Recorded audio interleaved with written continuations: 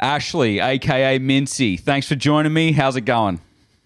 Yeah, pretty good. Thanks. Thanks for having me. Yeah, no, thank you so much for joining. It's as I was saying to you before, I'm a little bit intimidated. You're a bit of a badass. You're kind of doing all the things right that I kind of wish that I was doing. Label bossing, making your own music, and just fucking helping push the Sydney electronic music scene forward. And you're an old school loafer fan, so like, to me, you're a fucking you're a grade A human being, and there's fucking Thank you. yeah, no probs. The pleasure's all on this end, and so there's lots I want to get into, but obviously, what I think a lot of people will know you for those that don't, could you just tell us a little bit about where you are currently and what you're working on, and then just to kind of give a bit of the backstory of everything that is Mincy. Yep. Mincy, I run the label Extra Spicy, which is a Sydney-based label that produces all Australian-based, releases all Australian-based artist music. We also run events. I also make music, produce music under my alias Mincy. I make a whole bunch of stuff, dubstep, breaks, garage, pretty much anything I put my mind to, jungle. Yep, fuck yeah. What else do I do? I think that's about it. No, that's awesome. Really. But obviously, you're doing great things for the scene. Helping artists who aren't quite as developed release their own music. So being a label boss is something that I have a lot of admiration and respect for. But what I'd love to get into, obviously, I know you're a loafer fan, but what were your musical upbringings? Where did kind of getting into music start for you, and how did you lead to electronic music? So my dad's a big music head. I think that's a lot of people's stories. They get passed down stuff from their parents. He was more kind of alternative rock, but he was kind of into like craft work and stuff like that. Okay. A bit left to center stuff. Yeah. So that's probably where my early days electronic love came from. Once I kind of went off on my own path, I went a really different path. I was actually really into like metal and glam rock, and I ran a glam rock on. Fuck it, bro! I was a metalhead. I was in a death metal band for 10 years. So, bro, I know that scene. Yeah, man, I still love it. It's not even a guilty pleasure. I still listen to it. Sick. So then I did that, and then one day I used to work at a clothes store, and I don't know if you know Boot, he's a Sydney. Yeah, Special Circumstances, fucking legend. Yeah. So I was working with his wife. We were working at a clothes shop together. Yep. And another friend of ours, and they said, hey, do you want to come to this night? It's a guy called Rusco. No one's ever heard of him before. He's playing the underground part of Cuba. Yep. $5 entry. You might like it. It's this thing called dubstep. And so I went along, and the rest is pretty much history from there. That was like 11 years ago or something. So holy it's been growing from there. So really. that was the light bulb moment.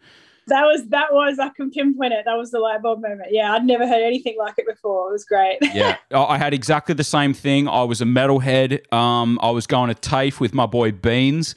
And he goes, you should definitely come check out this night. It's at Void Phoenix Bar, and it was the Void first birthday. N-Type was playing, and N-Type was doing like all dub plates, I remember. And it was actually a Rusco tune that blew my mind. It was original cut that I heard, and I was like, this is fucking ridiculous. Yeah, just that. I think he just brought out Cockney Thug when we went, and like the next day, I can't remember like how I must have found that back then, because it must have been like Napster or something, right? Or LimeWire or something, because I remember searching everywhere for it. And we just rinsed it in the clothes shop for like weeks afterwards. We didn't know where else to look just yet, like it took a while before we figured out what was going on and where to go and that sort of stuff. Yeah, nice. So that was the light bulb moment. What happened from there to kind of like take you to the journey where what happened after that? Because obviously dubstep imploded. And then we're fucking nomads. Where do we go? What happened? After that, well, then I went a whole bunch of different directions. I was in Sydney for quite a bit longer after that. I went, spent a lot of time at Starfuckers at Club 77. So I kind of got really into like Bloghouse and Electro for a while. Everyone in Sydney did. Yep. And then it was mostly dubstep, to be honest with you. I did kind of dip my toe on the bro step side of things and bounce back off that. I didn't love it. I've always loved drum and bass as well, so I spent a lot of time at drum and bass gigs. And then I went for a holiday to the UK for a week, just on a whim. I just booked a ticket on my own and I went. And I happened to go the weekend of Notting Hill Carnival. Oh. And like, yeah, I didn't even know what it was. No, I didn't know. I had one friend there and she was like, I think you should come to this thing. And that just changed my life as well. Yep. And so I went to UK and I came back and I quit my job and moved there like 3 months later. I just was enamored by it because like we went and saw DJ EZ the second night we were there. I think, I was into garage when I was still in Australia because I'd seen like DJ Q and EZ and a whole bunch of other people, but like they're just, there wasn't the amount of it as there is over there. Yeah.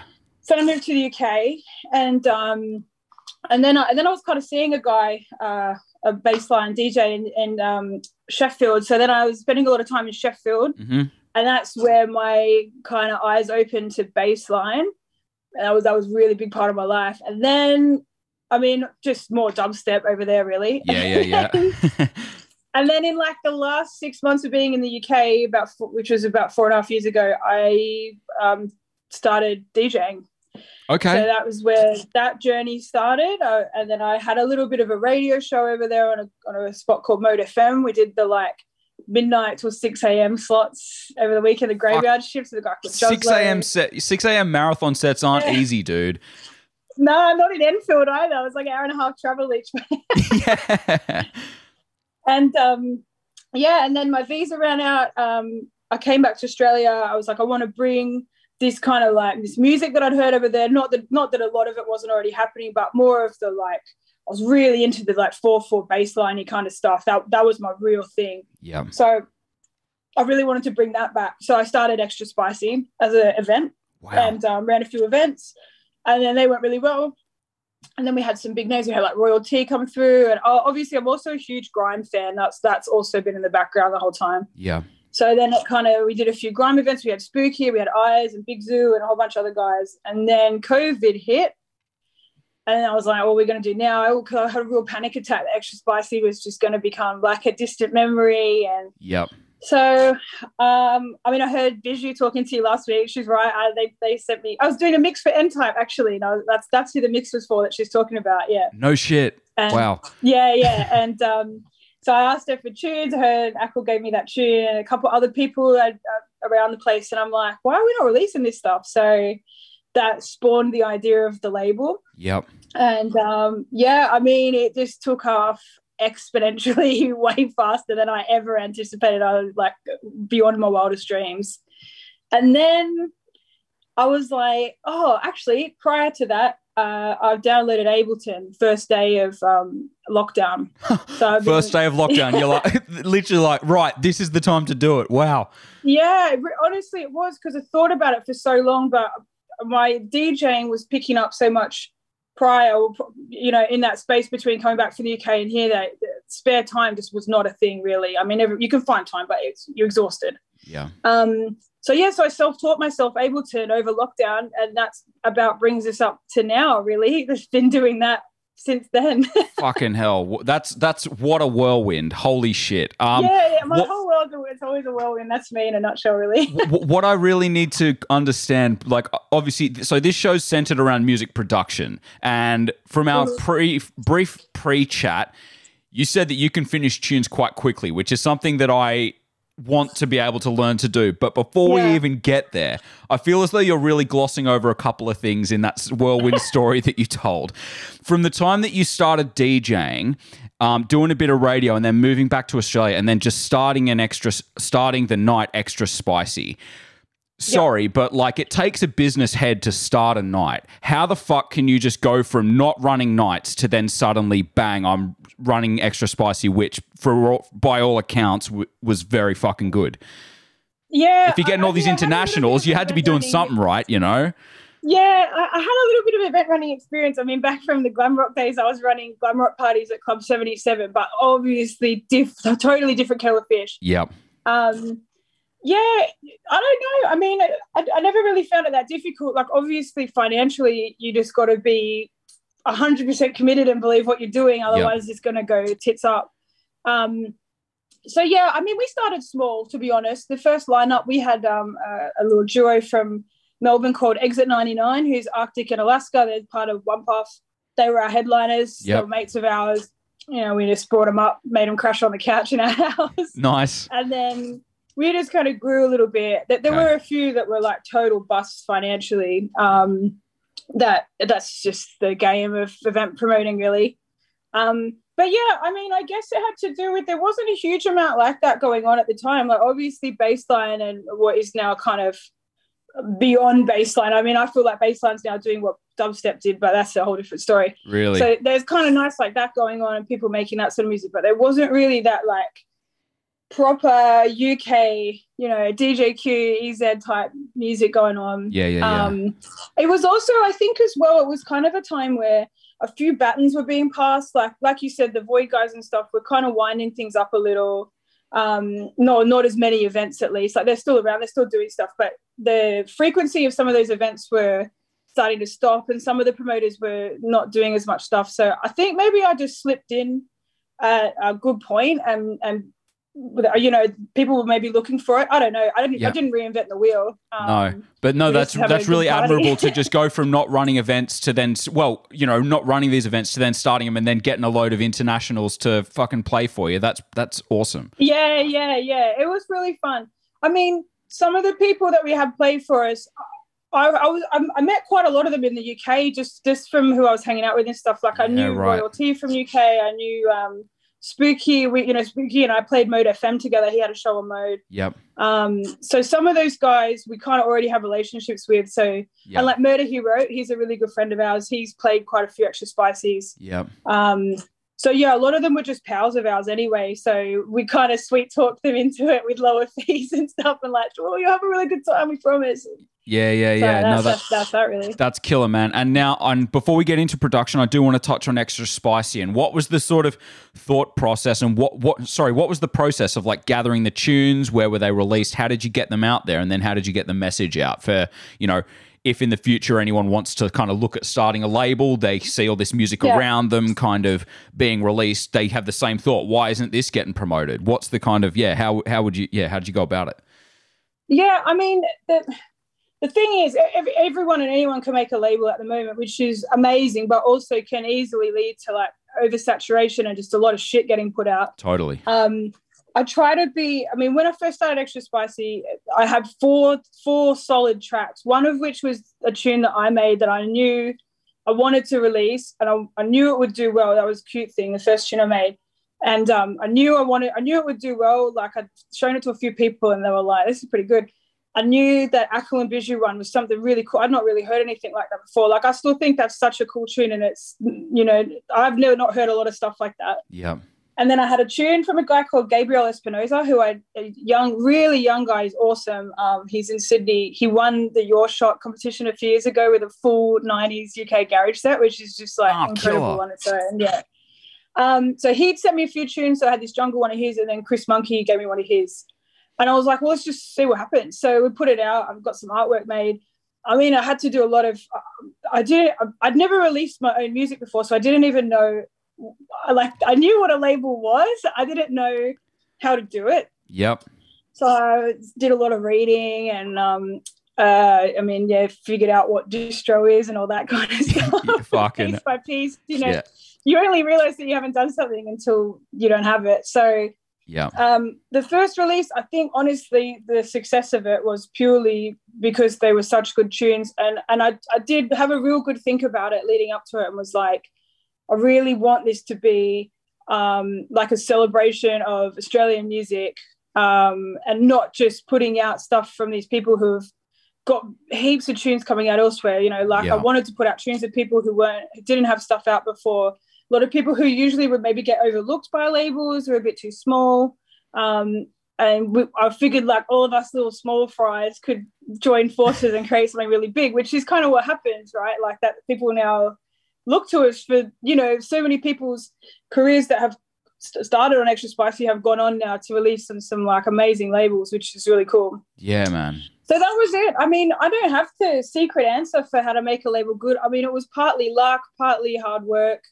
I think it's important. I think it's important for people to hear that, like, you had no idea what you were fucking doing. You just knew that you wanted to do it, so you just got stuck in. And I still don't. I mean, I don't have all the answers. There's no uni course to go do this. I mean, not that I know of. So Yeah. as I didn't, you learn as you go. Like the first release, I didn't make an animation of the artwork, and then I learned pretty quickly that no one listens to a still image. So like then the animation started it. Really? Every release, and then like every release, I'm just like, oh, maybe I could try this. Sometimes stuff works, sometimes it goes terrible, and I'm like, well, we won't do that again. Yeah. Learning the right time to release stuff and learning the best way to do things. Like I'm only just now learning the whole process of vinyl. Like, I mean, I play vinyl a bit. I'm no vinyl aficionado. Yeah. So I'm having to learn, I'm learning the difference between like lathe cuts and acetate and pressing. And I'm like so out of my depth. I'm just figuring it out as I go. Yeah. Do you have anyone helping you with shit? Not really self-sufficient. I don't like asking for help a lot, which is probably a downfall of mine. I do obviously have my partner Mike, who's Killjoy, I should say. Yeah. So he's really helped with the vinyl stuff because he's released for years and years and years. So he's kind of giving me a bit of a crash course in it. But Sick. I took his info and then went and figured it out myself. Yep. Apart from that, I mean, I obviously have a really good, solid team of extra spicy people, crew, I should call them, who are so supportive and, bend over backwards for the label to help with promo and whatever else. And then like Killjoy also does our artwork and our masters. So Sick. It's very like family. We've got a little crew and we do everything in-house, and that's that. So that's probably it.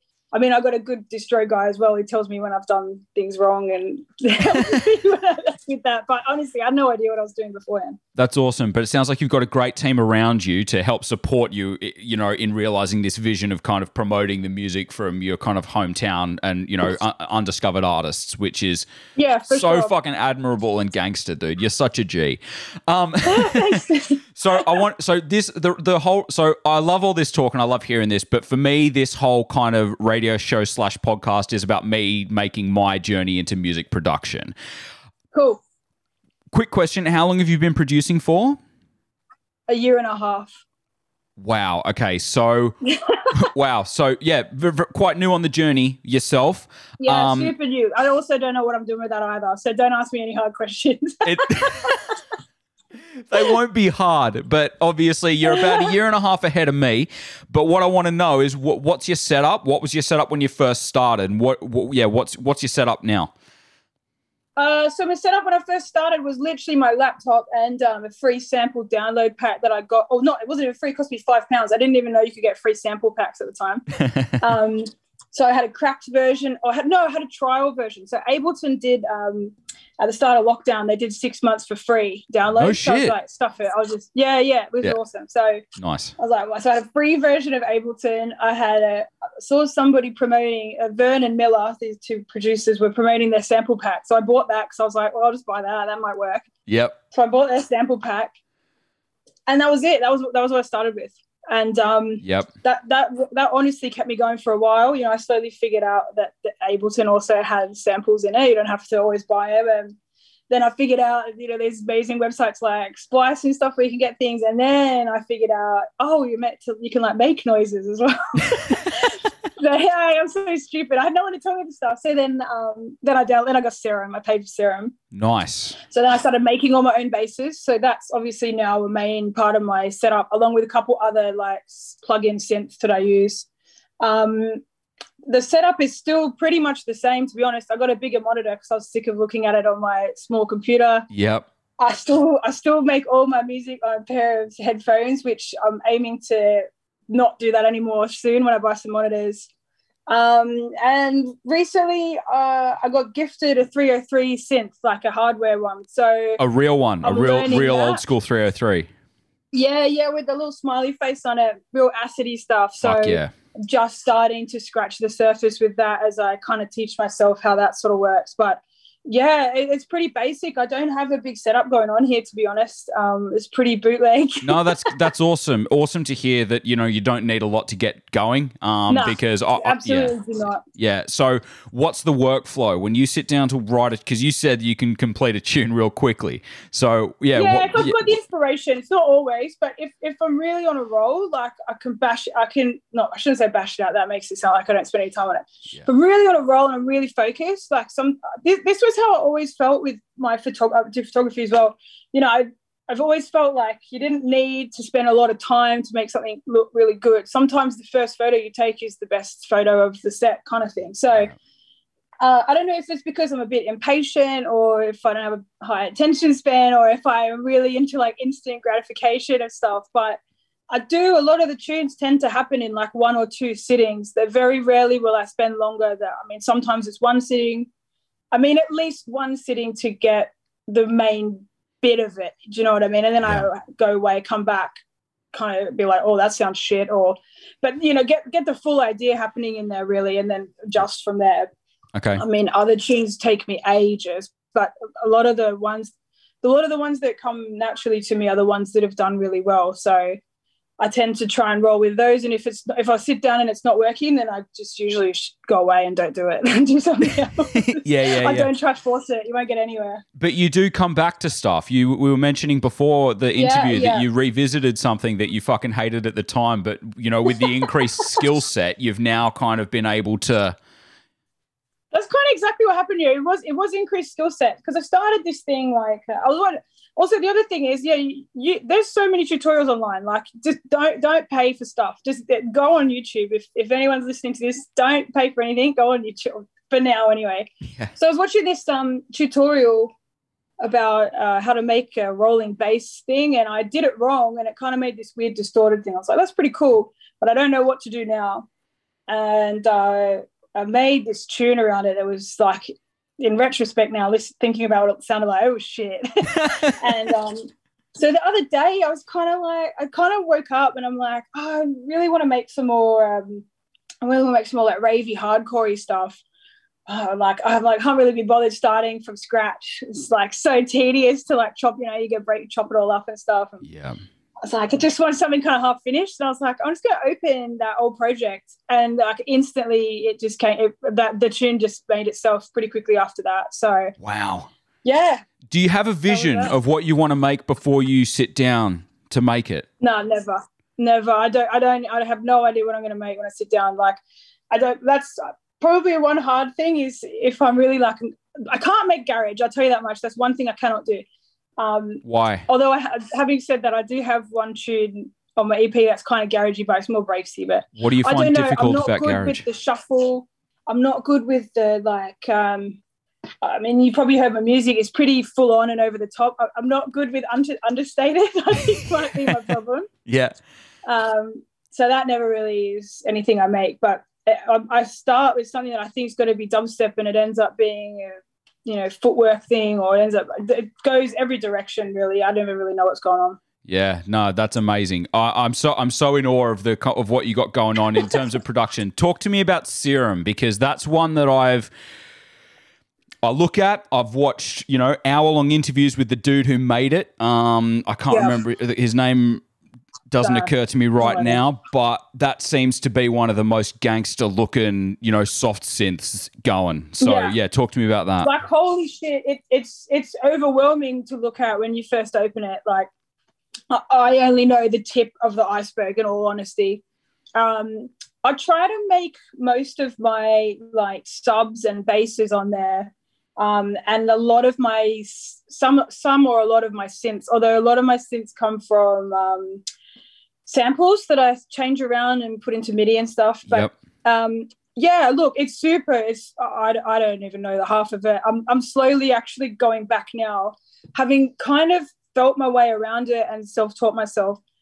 I'm now going, I could show you how to do it, but I couldn't tell you what it's actually doing, certain things. Yep. So I've gone back now and I'm trying to really force myself to sit down and watch videos of this does this and this does this. So if I have something in my head, I can make it rather than fiddling around and being like, oh, that sounds kind of cool. And Also, there's absolutely no reason why you have to start every sound from scratch. Like, there's so many patches out there. Mm-hmm. So I tend to grab a few patches and then make them my own. Like, I just always try and at least make them my own. But there's people who don't produce music and they just make those. So there's no reason why you should have to do that. Everyone's good at something. So I use a lot of those and then fiddle around. I'm pretty big on anything wobbly. So I taught myself how to make stuff wobbly pretty early and like real wonky. So I grab anything and make it like that, really. Very nice. But yeah, it's a cool synth. What's the other one that people use? I can't remember the name of it. Massive? Massive, yeah. I've never used it, but I assume it's pretty similar. Yeah. I got another one. I wonder if I can find the name of it. There's another synth that I used that's real old school and it was free. I got somewhere. I'll try to find it. Anyway, I got that one as well. They're my two go-tos, really. Yes, sweet. Okay. Nice. Yeah. And okay, what I'd love to hear from you just now is, because this is all fucking amazing, but I want to know who's inspiring you right now. So who are the people that you're listening to going, not I want to make music like them, but their output is fueling your own desire to, whose output now fuels your desire to make music? So probably Lucy. I love Lucy's stuff, and I really like she's real versatile and makes some real left to center stuff that's still danceable. Yep. Breaker, I really like a lot of Breaker's stuff. Yep. He makes some really cool breakbeaty things. And I also recently discovered a girl called, I hope I pronounced this correctly, Aisha, and she just released like an EP. It's Ayesha. Yep. She's making some stuff I've never even heard before. Just came out on Scuffed Recordings. She made an EP. It's just wild stuff. So I'm loving her stuff at the moment. Dubstep wise, I have to pay homage to Mike, my boyfriend Killjoy, because he makes some pretty good stuff. He also has another alias Core, which is what he makes a lot of it under. Yep. Who else? Who else has got some stuff going on? I mean, I'd have to have a look. Some of my anything I like, I play in my recent mixes, so that would probably give a good guide. But and you've got a radio show, don't you, where people can check you out? Yeah. Everything's on SoundCloud. Yep. So all my mixes on there. But yeah, apart from that, who else? I mean, everyone makes their own cool stuff, really. I mean, the local guys like DJ Sunroof just made the most incredible EP that he put out on Extra Spicy, which he sent it to me, and I was like equal parts blown away and annoyed that I didn't make it, and annoyed that I wouldn't even know where to start to make it. Cripsis, the kid in the UK, in Perth, he makes some wild like UK based music, so he releases a lot on Extra Spicy. Yep. Man, I mean, Bijou and Luca's garage is just like next level. The stuff they make, it's so cool and slinky, and like, they did a set at Key Posh for Extra Spicy, and I'm just like, this is so good. Yeah, man, everyone on Extra Spicy is super inspiring. Like, the stuff they make is just, nobody's reproducing anything that I haven't heard before. There's another guy who I should mention, a guy in Melbourne called Xander. He released on Extra Spicy as well. He makes some breaks like I've never heard it before, just real strange stuff. I actually gave him a shout out, another thing that I did, but like he records all of his own little weird sayings, and yeah, real cool stuff. Very nice. That's awesome. Dubstep wise though, I don't know who's making dubstep. I'm sorry, I'm too old school. I listen to a lot of the old school stuff. I'll be honest. There's one guy. Hang on. I'll have to dig up my SoundCloud. Give me one sec, because I played it in one of my mixes. What's his name? I do listen to a lot of it, but I'm really on the spot now, because if you ask me what dubstep I listen to, I'd tell you are the old school guys. Yeah, no. Oh, no. That's totally cool. Let me quickly find this, because it is fucking sick. Attire. Atyya. I don't know him. I don't think I've heard of him. Hang on. I know one guy make a really good dubstep actually. Is Echola. Ekula. Yep. He makes, it's almost like dancehall dubstep fusion with a bit of breaks. Yep. He runs a label as well called All Colors. Sick guy. He just makes some really crazy stuff. I think he does some of the lessons on that education and bass thing. Yeah, so I need to try and watch those because I love his music. Very nice. Yeah, Attire, he put an album out recently called the Odyssey LP, self-released on Bandcamp, and it's kind of like it's like Falla. If Falla made music with like just way tighter snares. Like Falla snares are tight already, but they're heaps punchy, heaps bassy, but it's got that kind of ethereal kind of atmospheric tone to it. That's Attire. I love people who are still doing that sort of stuff, like doing not going the full screechy dubstep. It's nice that there's still people. How could I have not shouted this out? So obviously I did a remix for Distinct Motive, so I probably should mention that. They do some pretty good dubstep. Yeah. And there was an EP that came out on, and it was Distinct Motive, Fearless Dread, and Hella are on it. It's on a label called Submerchants, and everything on there is crazy. The first track is so good. It's called WY. Yeah. But yeah, actually that whole label Submerchants is doing really cool things with dubstep at the moment too. They release a lot of good stuff. Fucking awesome. Listen, Mincy, this has been really, really, really good chatting to you. You're a fucking badass. I keep saying it. But before we wrap this up, what I want to get for you've got a ton of shit coming up. There's so much going on with you and Extra Spicy.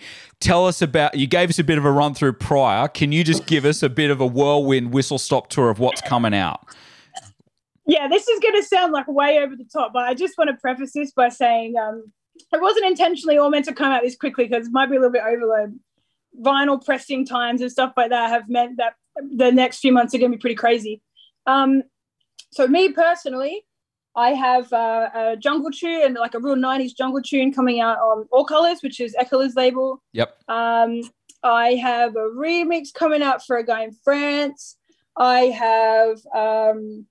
I've got the EP with Killjoy, the 2 speed garage things, which is our first Extra Spicy vinyl release. Caught that yesterday. Yes, you caught that yesterday. That one's pretty huge. That's probably some of my favorite stuff I've made. Yep. And then I also I've got an EP sitting ready to go at some point that I'm going to release. I might hold on to that one till maybe January just to give the other stuff a bit of breathing room. Yep. What else have I got? I think that might be it. I have one other thing actually, which I forgot. I've got another tune coming out on Revolver Records, a footwork thing. So that's for Revolver Club and Melbourne's label. I think that's in the end of December. That's awesome. I don't know. Also I got another tune coming out on Erbium Records. I need a list. I don't know why I didn't write this down. That's all right. I've got some that I'm gonna So there's. Tell me what I've forgotten. So I've got Erbium Records. That's a weird I made like a weird housey. I don't even know how you describe that. It's called the Forbidden Milkshake. That's coming out on vinyl. Very nice. I think that's it. What have I forgotten? The 9 producers, 1 MC. Oh, how could I forget? The big one. Yeah. So that's coming out. So that's an Extra Spicy release.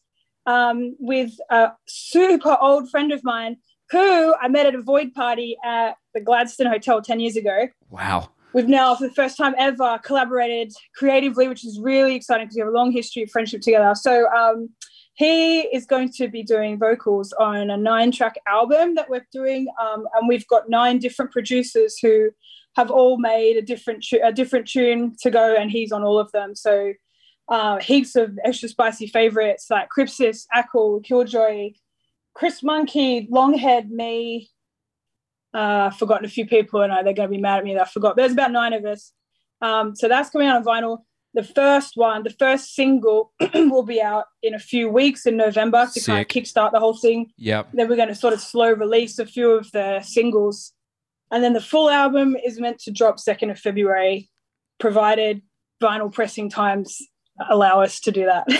So you're moving more into vinyl pressings now as kind of like a standard release format.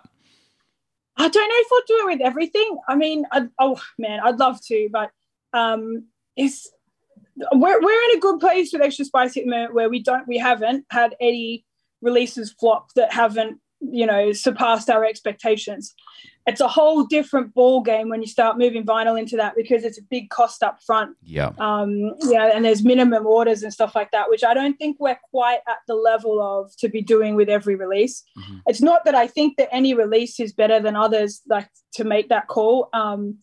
I mean, it's purely the one I did with Killjoy, we did that on vinyl purely because it was speed garage tunes and it felt right to put it on vinyl because that's, that's what speed garage is meant to be. Yeah. And then this album with Ascuba Do, the 9-track one. So he's also a really incredible artist. So a lot of that release is going to be not just the tunes that are on it, but also like the artwork, the cover artwork. There's going to be a little booklet that comes inside of it with a lot of his drawings and all the lyrics, and like there's some really amazing music videos coming out that we've been working on that he's like animated and stuff. So that one's kind of our big thing that we're all really pushing towards, which I'm super excited about. But look, one day I'd really love to get to the point to do all vinyl. I think it's great. However, sorry, I'm talking a lot. However, my one concern with vinyl is, and this is always my conscious about it, do I need to be putting more plastic into the world? Yeah.